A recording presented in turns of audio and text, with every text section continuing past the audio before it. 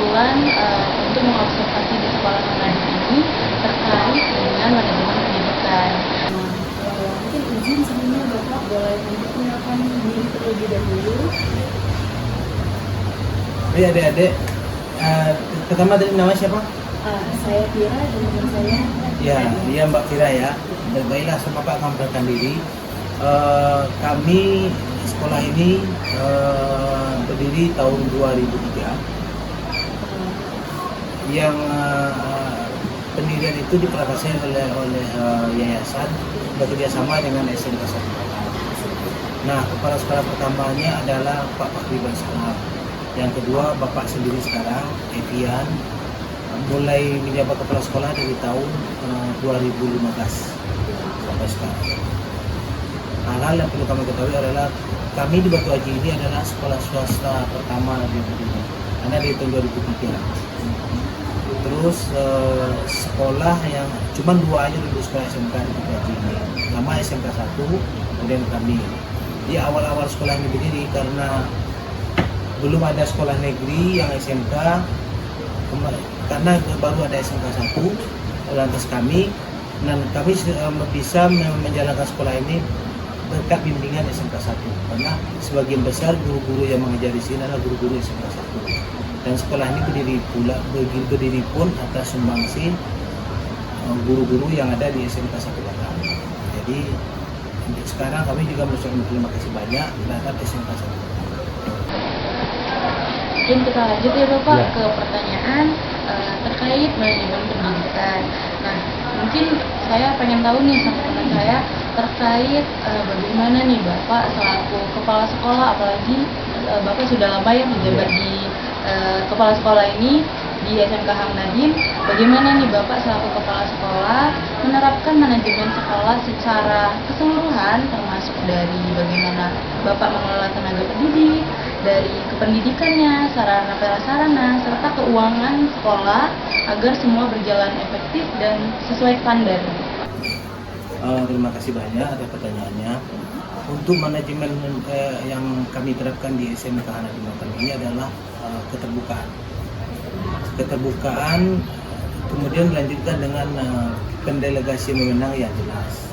Maksud Bapak di sini gini, Bapak tidak pernah ikut campur secara mendetail contoh untuk kurikulum, karena kalau kurikulum sudah ada wakilnya. Nah, kurikulum ini biasanya membawahi seluruh guru tenaga pendidikan, ditambah dengan tenaga pendidikan dan kurikulum.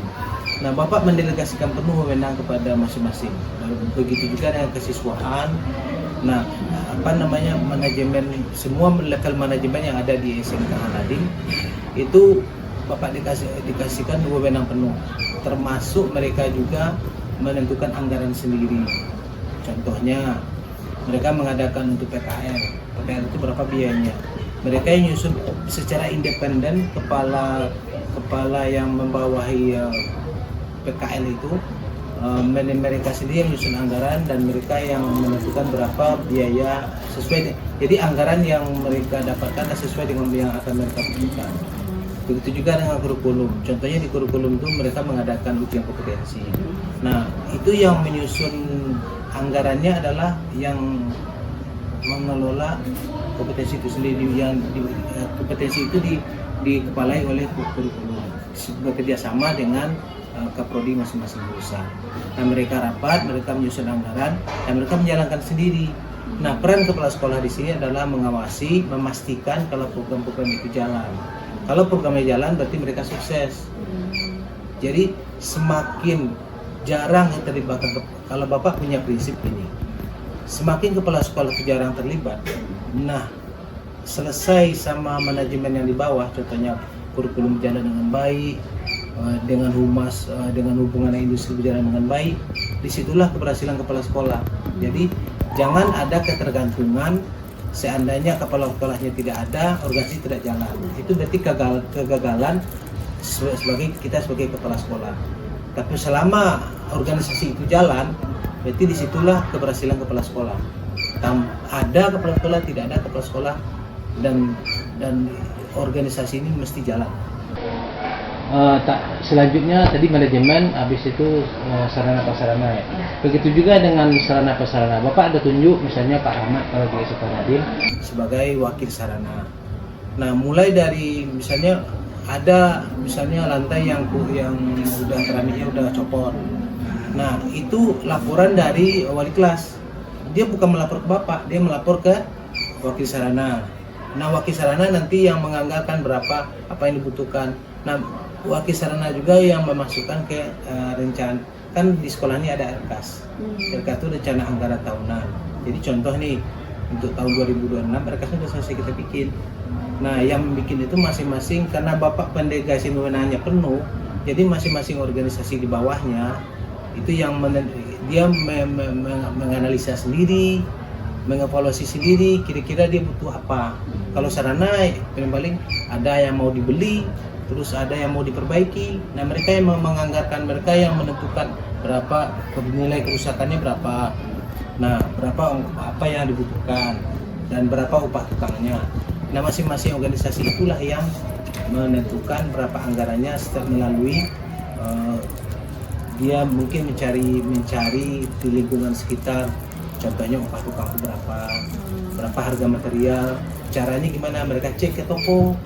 Nah, cek ke toko. Nah, jadi sarana yang rusak, sarana yang tidak berfungsi lagi, seluruhnya bertanggung jawab wakil sarana. Siapa yang membawa sarana? Berarti memang terkait manajemen itu sudah ada wakil-wakilnya yang nanti akan menjalankan ya prosesnya. Wakil kita ada. Kan semua semua organisasi itu kan ada yang mengepalai. Dan mereka itu kita aktifkan, kita beri tanggung jawab untuk menyelesaikan tugas-tugasnya masing-masing.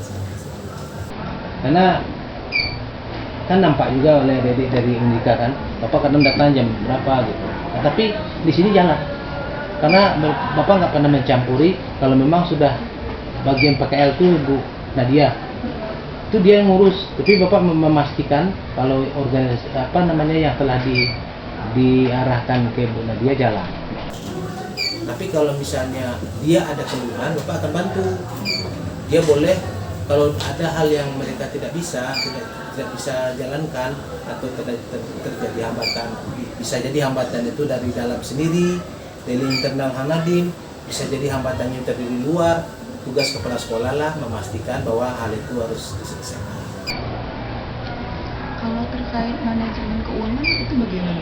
Nah, kalau manajemen keuangan di SMK Nadiem ini beda dengan sekolah lain. Kenapa bedanya ya? Saya rasa di Indonesia cuma satu di sini aja.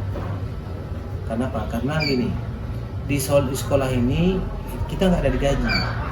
Jadi antara guru dengan yayasan itu mitra. Nggak ada di sekolah. Karena seperti ini. Memang gaji itu ada, misalnya gajinya sekian. Contohnya kita bagikan, kalau guru itu ada jam mengajar berapa gitu, ada transportasi berapa, tunjangan universitas berapa, terus ada lagi tunjangan kesejahteraan namanya. Kalau tunjangan kesejahteraan itu boleh karena kita musyawarah, karena guru ini kan mitra nih. Kita yayasan nggak boleh menentukan, pihak yayasan, bapak wakil yayasan ngomong nih, pihak yayasan dia nggak boleh membilang harus masuk BPJS, harus masuk asuransi, enggak. Tanya gurunya mau enggak, itu duitnya diambil sendiri. Nah, rata-rata sekarang duit kesejahteraan itu diambil oleh diterima kan, ya kecuali kesehatan kita bayar ke BPJS. Nah, bagi hasil antara, karena kalau sekarang itu 40% sama 60%. 40% operasional sekolah, 60% untuk guru. Jadi gaji kami ini beda-beda. Kalau siswa yang turun, gaji turun. Siswa naik, gaji naik. Jadi nggak akan ada di sekolah lain seperti di sini. Jadi berapa besarnya transport, berapa besarnya gaji guru tergantung dari jumlah siswa. Jadi misalnya tahun sekarang tahun 2005 kita penerima murid nanti bulan Juli dan baru. Nah, hari sekolah misalnya hari Senin, seminggu sebelum itu kami udah dapat. Kami hitung berapa jumlah siswanya. Jadi SPP-nya berapa dikalikan jumlah siswa, dapatlah contohnya 60 juta atau dapat 100 juta nih. Kalau dapat 100 juta berarti 60 juta untuk guru kan. Jadi itulah kita bagi nanti berdasarkan 60 juta ini yang hak kita. Nah, berapa tunjangan kepala sekolah, berapa tunjangan kepala sekolah udah baku 6% dari SPP.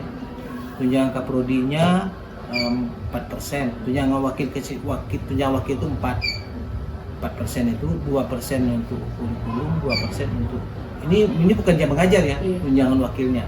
Yang kaprodi itu juga 2% dari jumlah siswanya. Itu udah baku. Tapi dia bisa turun naik karena jumlah pengalinya berubah-ubah. Kalau siswanya banyak, gaji guru besar. Contohnya siswanya kan karena sedikit aja gajinya kecil. Kalau siswa besar gajinya bisa besar. Karena dia fluktuatif. Itulah tentang manajemen keuangan. Boleh kita lanjut Ya, ya boleh. Bapak? Kita lanjut ke pertanyaan kedua, terkait strategi apa saja nih yang Bapak terapkan untuk menjadi kepala sekolah yang efektif dan mampu membawa sekolah ini menuju ke perkembangan yang lebih baik dari Kalau tahun Bapak ke tahun. pakai transparan. Transparan aja. Jadi tidak ada yang disembunyikan. Jadi dengan adanya kata transparan ini, Bapak maunya ada kepercayaan. Ada kepercayaan. Nah, kalau di satu organisasi sudah ada saling percaya, biasanya organisasi itu kuat. Kalau percaya dengan itu. Kalau secara mungkin untuk perkembangan sekolahnya gimana? Kalau ini dari Bapak? Kita sebetulnya dari dalam sih, kita menerapkan strateginya. Bapak rasa sudah luar biasa. Kenapa? Contoh sekarang yang masuknya Bapak kasih laptop. Jadi ini kan lembaga pendidikan. Lembaga pendidikan ini terutama SMK kan ini bukan lembaga pendidikan apa formal lagi. Nah, formal ini kita kan menjalankan sekolah ini harus sesuai dengan aturan sudah dibuat oleh dinas pendidikan. Nah, di sini kan ada pengawas.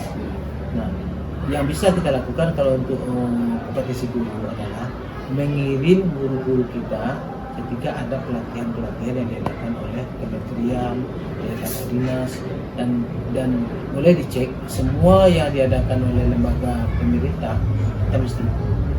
Jadi mengirim guru-guru untuk pelatihan kemana, ada yang ke Jakarta, ada yang ke Medan, ada yang ke Bandung, ada yang ke Cianjur, kemana. Jadi walaupun diadakan di Tanjung Pinang pun banyak diadakan di Batam. Nah, kita rutin mengirim guru-guru kita untuk mengikuti pelatihan-pelatihan yang endingnya adalah meningkatkan kompetensi. 2 kali sebulan, sekali sebulan pengawas ada. Nah, dari A sampai Z mereka nggak bisa. Tapi yang bisa kita kebijakan yang bisa dari sekolah adalah yang berkaitan dengan strategi kita biar dapat siswa itu bisa. Seperti berapa tahun belakang ini kita ngasih laptop, kita promosi ke data BPM, kita berkunjung ke sekolah-sekolah SMP mengasih penjelasan, memberikan pengetahuan ke siswa-siswa kalau dia anak ini seperti ini. Tapi ya hasilnya kembali lagi ke masyarakat. Untuk kebutuhan siswa sendiri dari Bapak gimana? Untuk perancangan yang bisa program-program yang dikembangkan untuk siswa Nah, SMK. sebetulnya Yang untuk kebutuhan siswa itu kan yang tahu kan guru sama wali kelas sama kapolanya. Dan Bapak membuka apa yang dibutuhkan siswa itu, apapun yang dibutuhkannya kan terlihat itu bentuk anggarannya arahnya kemana. Misalnya walaupun kita ngomong-ngomong kan nggak bisa ini, siswa mau A, kita ngomong-ngomong aja, kan kita bisa nengok di RKAS tadi apa yang akan kita butuhkan tahun ini. Jadi nengoknya di sana, berpihak anak sekolah ini ke siswanya. Ada nggak bahan praktek yang dibeli? Kan di situ bahan praktek yang dibeli, apa yang dibeli. Jadi kalau mau melihatnya di situ. Kalau terkait misalkan gitu, program-program itu kan pasti ada, nggak mungkin berjalan selalu lancar. Pasti ada hambatan, beberapa hambatan dan beberapa permasalahan. Iya. Nah, sebagai Bapak selaku kepala sekolah, kalau misalnya jika ada permasalahan yang mungkin di kemudian hari gitu, Bapak selaku kepala sekolah bagaimana cara menanganinya? Nah, tugas kepala sekolah itu Iya. memastikan, kan Bapak udah bilang tadi, memastikan program yang kita berikan kepada masing-masing jurusan dan guru atau wali kelasnya, masing-masing organisasi yang ada di Hanadim, Bapak pastikan barang itu jalan, program itu jalan. Nah, kalau Bapak bilang tadi, kan bisa jadi hambatannya dari internal. Iya. Ya, kita rapat, kita selesaikan macam mana hal ini nggak terjadi lagi. Kalau dari internal, Bapak bisa pergi, kalau misalnya hambatannya di dinas, Bapak pergi, yang intinya bagaimana menyelesaikan masalah.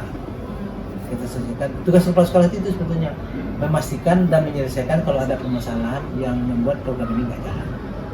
Memang itu tugas Bapak, memastikan itu jalan. Kepala sekolah itulah tugasnya sebetulnya. Mencari anggaran, bagaimana uang itu ada, memastikan uang ada, memastikan program itu jalan, dan memastikan bahwa hambatan-hambatan baik internal maupun eksternal harus selesai.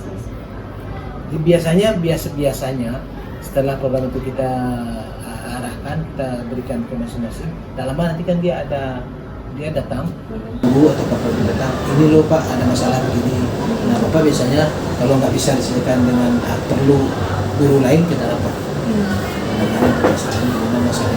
Bagaimana program jalan dan hambatannya kita selesaikan. Mungkin dari beberapa pertanyaan tadi yang sudah kami wawancarai sudah terjawab sih Pak. Mungkin kami cukupkan sampai sini. Terima kasih banyak Bapak sudah membantu kami menjawab pertanyaan terkait manajemen pendidikan. Mungkin saya cukupkan ya Pak. Wassalamualaikum warahmatullahi wabarakatuh. Terima kasih ya Bapak.